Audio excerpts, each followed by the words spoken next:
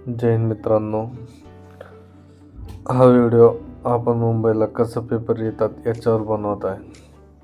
आपल्या व्हिडिओमध्ये 2019 मुंबई पोलीस शिपाई व मुंबई पोलीस चालक पेपरमध्ये कशा प्रकारे प्रश्न आलेले आहेत याच्यावर आपण विश्लेषण करणार आहोत आणि 2024ला कोणत्या स्वरूपात प्रश्न येतील याची तयारी करणार आहोत. आपण हा व्हिडिओ 4 भागात बनवणार आहोत.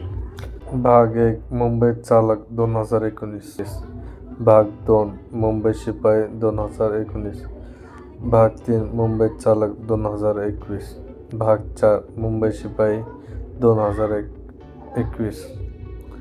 हे 4 भाग आहे आणि आपण यांच्या चारांचं पण विश्लेषण करणार आहोत आणि मी तुम्हाला शेवटी सांगणार आहे मुंबईला कशा प्रकारचे प्रश्न येऊ शकतात. भाग 1 मध्ये आपण मुंबई पोलीस चालक 2019 प्रश्नपत्रिकेचं विश्लेषण करणार आहोत. चालक पोलीसचं पेपर हे 5 भागात विभागलेलं आहे. पहिला म्हणजे चालकवर प्रश्न येतात,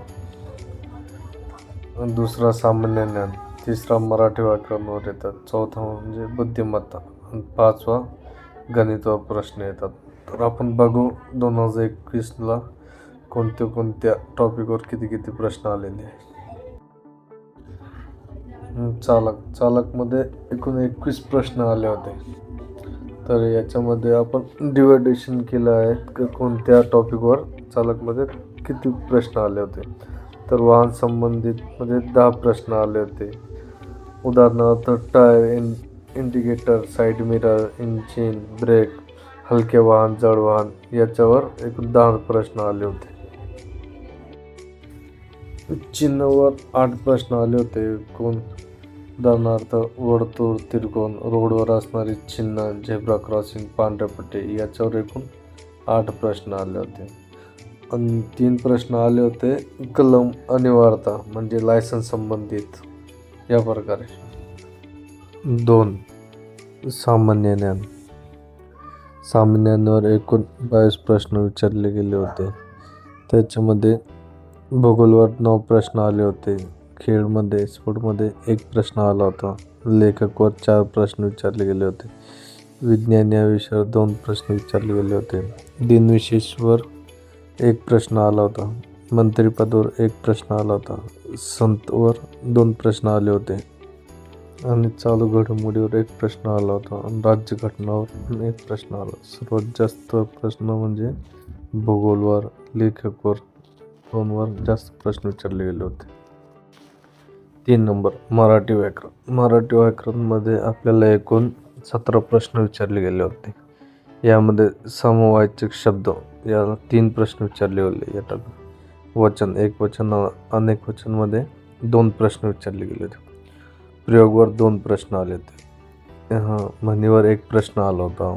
उभयनिय अव्ययावर 2 प्रश्न आले होते. रसवर 1 प्रश्न आला होता. चिन्हावर म्हणजे स्वल्पविराम, अल्पविराम याच्यावर 1 प्रश्न आला होता. समानार्थी शब्द 1 आला होता, 1 प्रश्न आला होता याच्यावर. विभक्तीवर 1 प्रश्न आला होता. नामवर 1 प्रश्न आला होता आणि वाक्यप्रचार याच्यावर 1 प्रश्न आला होता आणि शेवटचं म्हणजे संधीवर 1 प्रश्न आला होता. मराठी व्याकरणमध्ये म्हणजे चांगल्या प्रकारे डिवायडेशन केलं होतं. म्हणजे एका कोणत्याही टॉपिकवर जास्त प्रश्न विचारले गेले होते. फक्त समवाचक शब्दावर 3 प्रश्न आले होते. 4 नंबर बुद्धिमत्तावर 20 प्रश्न आले होते. याच्यामध्ये ABCD जे सांकेतिक भाषेवर असतात याच्यावर 2 प्रश्न आले होते. आणि आकृती संबंध, आकृती या प्रकारे आकृती याच्यावर 9 प्रश्न आले होते. खूप जास्त प्रश्न आले होते. याच्यामुळे तो टाईम जास्त लागतो पेपर सोडवण्यासाठी. आणि नातेसंबंधावर 2 प्रश्न आले होते. गटात न बसणारा शब्द याच्यावर पण 2 प्रश्न आले होते. वेन आकृती या प्रकारे याच्यावर 1 प्रश्न आला होता.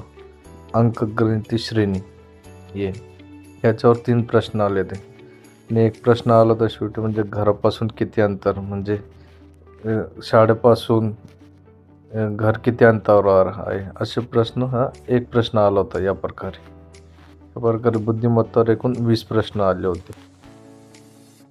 पाचवं म्हणजे गणितवर एकूण 20 प्रश्न आले होते. याच्यामध्ये भूमितीवर 4 प्रश्न आले होते. कार्ड कामे याच्यावर 3 प्रश्न आले होते, म्हणजे रेल्वेचे प्रश्न. बेरीज वजाबाकी गुणाकार ओडोमासवर 4 प्रश्न आले होते. शेकड्यावर 5 प्रश्न आले होते. शेकड्यावर चांगल्या प्रकार म्हणजे 5 प्रश्न, खूप जास्त झाले 5 प्रश्न एक टॉपिक. वर्ग आणि वर्गमूळ याच्यावर 2 प्रश्न आले होते. गुणोत्तर प्रमाणावर 1 प्रश्न आला होता आणि लसाई मसाई याच्यावर 1 प्रश्न आला होता. गणितवर एकूण 20 प्रश्न आलेले होते. जास्त प्रश्न भूमिती आणि शेकड्यावर विचारले गेले होते. भूमिती खूप जास्त विद्यार्थी करतच नाही भूमिती, कारण ते घाबरतात सूत्र वगैरे. पण एकदा तुम्ही ते टॉपिक चांगल्या प्रकारे केलं ना, तुमचा स्कोर खूप चांगला होणार आहे. म्हणजे तुम्ही मेरिटमध्ये बसणार. तुम्ही भूमितीने आले तर हे 4 क्वेश्चन आले, तुम्ही मेरिटमधून बाहेर पडतात ना डायरेक्ट, भूमिती येत नसेल तर. त्यामुळे तुम्ही भूमितीवर फोकस केलं पाहिजे, त्यामुळे तुमचं चांगले स्कोर वाढवणार. नेक्स्ट व्हिडिओ आपण मुंबई पोलीस शिपाई 2019 याच्यावर बनवत आहे. आपण या पेपरचं पूर्ण विश्लेषण करणार आहोत. हे पेपर जसं केलं तसंच ओपन पेपर पूर्ण डिटेलमध्ये आपण कव्हर करणार आहोत.